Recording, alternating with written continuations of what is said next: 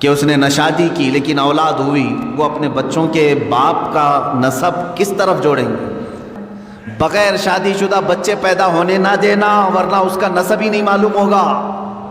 اسلام نسب کا بہت اہتمام کرتا ہے۔ آج یورپ میں جا کر کے پوچھو تو ان کا نسب ہی نہیں معلوم ہے، ان کا باپ کون تھا معلوم ہی نہیں ہے، کیونکہ شادی کیا ہی نہیں۔ وہ سوچتے ہیں گرل فرینڈ بوائے فرینڈ کا جو تصور لایا گیا یہ تو ابھی کم ہے ہمارے معاشرے میں، وہاں تو پورے مزہ چکھنے کا نام فرینڈ شپ ہے۔ پوری شادی شدہ زندگی، 2 بچے ہو جاتے ہیں پھر بھی گرل فرینڈ ہے ہماری۔ یہ نسب کو انہوں نے تباہ و برباد کر دیا، اور اس کے بعد جم گیا تو ٹھیک ہے، نہیں جما تو چھوڑ دیا۔ ہزاروں کی تعداد میں بچے ہیں، ایسے اولاد ہیں ان کے باپ کا اور ان کے نسب کا کچھ عطا پتہ نہیں ہے۔ لیکن اسلام نسب کا اہتمام کرتا ہے۔ نسب، اپنا بھی نسب کا اہتمام کرو اور دوسرے کی بھی نسب کو خلط ملط ہونے نہ دو، یہ ضروری ہے۔ اب یہاں سے کوئی یہ بات نہ سمجھ لے نسب کا مطلب اپنے ہی خاندان میں شادی کرنا ضروری ہے تاکہ ہمارا خاندان میں، ایسا ضروری نہیں اسلام، لیکن یہ ضروری ہے کہ تمہارے بچے کا کوئی باپ ہو، اس کا دادا ہو، اس کا نسب اوپر تک پہنچتا ہو۔ اگر بچے کا کوئی باپ ہی نہیں رہا، آہرہ جس کو کہتے ہیں، عورت ایسی فاحشہ اور طوائف ہے کہ اس نے نہ شادی کی لیکن اولاد ہوئی، وہ اپنے بچوں کے باپ کا نسب کس طرف جوڑیں گے؟ اسلام اس کے خلاف ہے۔ اسی لیے کتنا اہتمام کیا ہے معلوم ہے اسلام نے؟ ایک اس کی مثال میں دے دوں، اگر کسی عورت کو آپ نے طلاق دیا تو اسلام کہتا ہے وہ دوسرے سے نکاح کر سکتی ہے، لیکن تھوڑے دن اس کو ٹھہرنا فرض ہے۔ کیوں؟ کتنے دن تک ٹھہری رہے گی مطلقہ عورت؟ کتنے دن تک؟ 3 حیض جب تک اس کے نہ آ جائیں تب تک وہ دوسرے مرد سے نکاح نہیں کرے گی۔ 3 حیض جب تک نہ آ جائیں عورت کے، جب تک وہ دوسرے مرد سے نکاح نہیں کرے گی، جائز نہیں ہے اس کے لیے اس سے پہلے نکاح کرنا۔ اس میں حکمت کیا ہے؟ اس لیے کہ سائنٹیفیکل بھی آپ دیکھیں تو پتہ چلے گا، اگر حمل ٹھہرا تھا پہلے مرد سے تو حیض نہیں آئے گا عورت کو۔ طلاق دینے والا مرد طلاق دے دیا اور اگر اس سے اس کو پریگننسی ہو گئی تھی، حمل ہو گیا تھا، تو پھر عورت کو حیض نہیں آئے گا۔ ہاں، پھر اگر حمل ہے تو شریعت کہتی ہے جب تک بچہ نہ ہو جائے تب تک وہ دوسرے سے شادی نہیں کر سکتی، کیونکہ ایک حمل میں 2 باپ کا دخل ہو ہی نہیں سکتا۔ اب 3 حیض تک ٹھہرنے کی حکمت کیا ہے عورت کے لیے؟ کہا گیا جب 3 بار عورت کا حیض آ جائے تو یہ اسپشٹ ہو جاتا ہے، یہ پورا فائنل ہو جاتا ہے کہ اب اس کے پیٹ میں پہلے والے مرد کا کوئی نطفہ باقی نہیں ہے، اس کا حمل نہیں ہے۔ اب اسلام کہتا ہے دوسرے سے بھی تو نکاح کر لے، اسی لیے کہ اسلام چاہتا ہے کہ آنے والا بچہ اپنے 2 باپ نہ سمجھے، اس کا نسب محفوظ رہے، اس کا نسب محفوظ رہے۔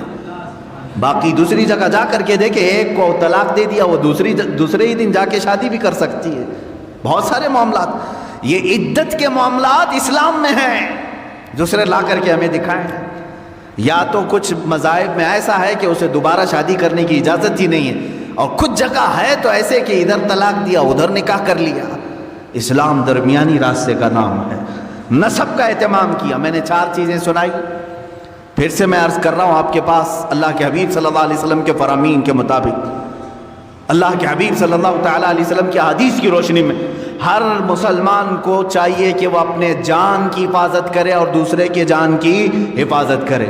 ہر مسلمان کو چاہیے کہ وہ اپنے مال کی حفاظت کرے، ویسے ہی دوسرے کے مال کی حفاظت کرے۔ ہر مسلمان کو چاہیے کہ وہ اپنے عزت کی حفاظت کرے، ویسے ہی دوسرے کی عزت کی حفاظت کرے۔ نمبر 4، ہر مسلمان کو چاہیے کہ وہ اپنے نسب کا اہتمام کرے، اسی طرح دوسرے کے نسب کا بھی اہتمام کرے، خیال کرے۔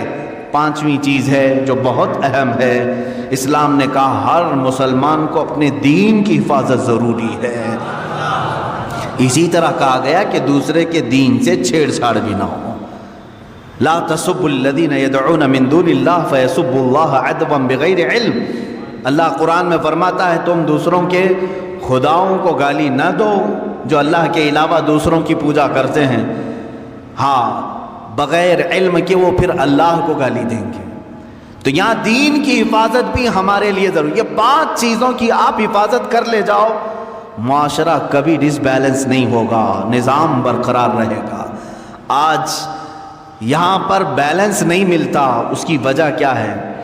یا تو آپ اپنی جان کی حفاظت کر رہے ہیں اور دوسرے کی جان کے پیچھے پڑے ہوئے ہیں، آپ اس کو اہمیت نہیں دیتے، یا آپ اپنی عزت کی فکر میں ہیں، دوسرے کی عزت جائے کہیں پر، تو یہ ڈس بیلنس تو آنا ہی ہے، یہاں آنا ہی ہے۔ سیدنا عمر فاروق رضی اللہ تعالیٰ عنہ کو دیکھیں، عزت کی حفاظت ہر مسلمان کے لیے ضروری ہے، تو اس کے لیے آپ نے کیا فرمایا؟ ایک بار غسان کا ایک بادشاہ آیا، اسلام قبول کیا، اس کے ساتھ اس کی فوج بھی تھی، اسلام قبول کر لی۔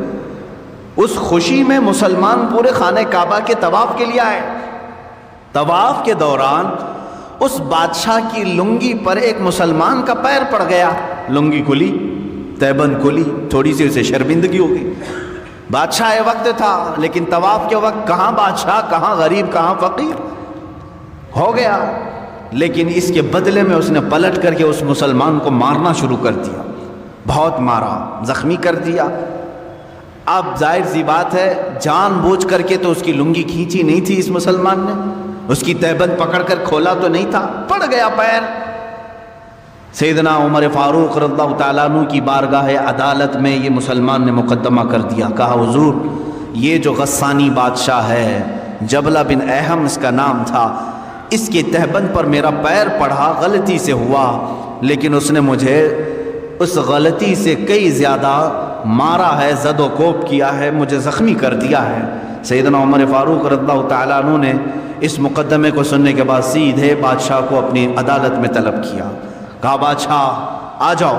جب وہ آیا تو کل تک تو بڑا اعزاز و اکرام تھا حضرت عمر فاروق کے ساتھ، تو وہ آپ کے بغل میں بیٹھنے آیا تو آپ نے کہا نہیں، وہاں کٹہرے میں کھڑا رہو جہاں مسلمان کھڑا ہے، اس لیے کہ آج تم ملزم کے الزام ہے تمہارے اوپر، تم بادشاہ ہوں گے اپنے زمانے کے، لیکن آج تمہارے اوپر الزام ہے، تمہیں وہیں کھڑا ہونا ہے جس نے الزام لگایا۔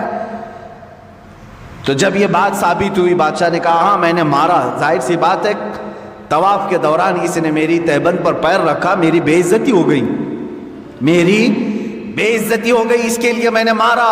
حضرت عمر فاروق رضی اللہ تعالیٰ عنہ نے فرمایا اسلام صرف اپنی بے عزتی پر مارنے کا حکم نہیں دیتا، تجھے یہ بھی دیکھنا چاہیے تھا کہ سامنے والے کی تو نے کتنی بے عزتی کی، جس کا پیر پڑا اس کو مار کر کے تو نے کتنی بے عزتی کی۔ اسلام میں سب کی عزت برابر ہے، سب کی عزت برابر ہے۔ حکم دیا حضرت عمر فاروق رضی اللہ تعالیٰ عنہ نے، غلطی کی سزا 1 تھپڑ 2 تھپڑ ہو جاتی، اس نے جو زیادہ تجھ پر مارا ہے اتنا بدلہ تو اس کے ساتھ لے لے، فیصلہ ہو گیا۔ مسلمان کو کہا گیا تو اس بادشاہ کو ویسے ہی مار جیسے تجھے اس نے مارا ہے۔ اس نے کہا کیا ایسی بھی کوئی فیصلہ ہوتا ہے، ایسی عدالت ہوتی ہے بادشاہ کے ساتھ ایک عام آدمی کو مارنے کا حکم دے رہے ہیں آپ؟ کہا ہاں یہ عدالت مصطفیٰ ہے، یہاں ہر ایک کے حقوق برابر ہیں، وہ عدالت مصطفیٰ جہاں خود میرے آقا صلی اللہ علیہ وسلم فرماتے ہیں اگر میری بیٹی سے بھی کوئی چیز ثابت صادر ہو جائے میں اس کے بھی ہاتھ کاٹوں گا۔ اللہ کے نبی صلی اللہ تعالیٰ علیہ وسلم نے فرمایا یہ عدالت مصطفیٰ، حقوق انسانی اس کو کہتے ہیں میرے عزیزو، ہیومن رائٹس اس کو کہا جاتا ہے۔ بادشاہ نے کہا مجھے مہلت دو، کل آپ کی عدالت میں آ کر کے میں یہ سزا قبول کر لوں گا، لیکن اسی رات کو غائب ہو گیا، اسلام بھی چھوڑا، مرتد ہو کر چلا گیا۔ بعض لوگ جو اپنے آپ کو روشن خیال کہتے ہیں اس زمانے میں یہ کہتے ہوں گے اگر معاف کر دیتے تو اسلام میں تو رہ جاتا، اس کا دل بنا رہتا۔ حضرت عمر فاروق رضی اللہ تعالیٰ عنہ کے زمانے میں کچھ لوگوں نے کہا، لیکن وہ ماڈرن خیال کے نہیں تھے، لیکن انہوں نے کہا کچھ رعایت آپ کر جاتے وہ اور اس کی فوج رہ جاتی۔ حضرت عمر فاروق رضی اللہ تعالیٰ عنہ نے فرمایا اللہ کریم ہے، اس طرح کے 1000 بادشاہ اسلام میں لائے گا، کسی ایک کے جانے سے مجھے کچھ فرق نہیں پڑتا۔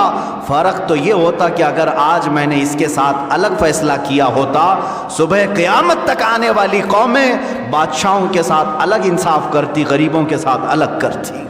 یہ ہیومن رائٹس ہے، جہاں سے بالکل کوئی ایک قطرہ بھی کسی کا ناانصافی سے استعمال نہ کیا جائے۔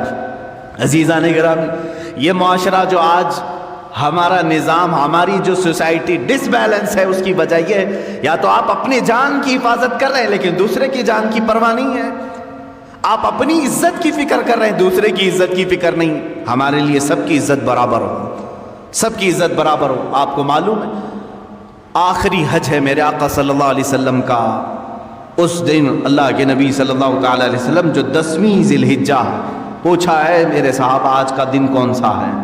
کہا 10ویں ذی الحجہ ہے۔ حضور صلی اللہ تعالی علیہ وسلم صحابہ سے فرماتے ہیں یہ زمین کون سی ہے تمہیں معلوم ہے؟ کہا اللہ کی مقدس سرزمین بلد اللہ الحرام مکہ مکرمہ۔ فرماتے ہیں یہ گھر خانہ کعبہ جانتے ہو؟ کہا یہ اللہ کا سب سے مقدس گھر ہے۔ اب سنو میرے آقا صلی اللہ علیہ وسلم فرماتے ہیں اس مہینے کی جیسی حرمت ہے، عزت ہے ذی الحجہ کی، اس شہر کی جیسی عزت ہے، اس خانہ کعبہ کی جیسی عزت ہے، حضور فرماتے میرے نزدیک ایک مومن کی عزت اس سے بڑھ کر کے ہے۔ ذی الحجہ کے مہینے سے بڑھ کر، بلد اللہ الحرام سے بڑھ کر، خانہ کعبہ سے بڑھ کر ایک مسلمان کی عزت کو اللہ کے نبی نے اتنا بلند کیا۔ اگر ہم خانہ کعبہ کی عزت کو نہیں اچھال سکتے، پسند نہیں کرتے، اسی طرح ہمیں کسی مسلمان کی عزت پر بھی حملہ نہیں کرنا چاہیے۔ یاد رکھیں قیامت کے دن ان معاملات میں پھنس جائیں گے۔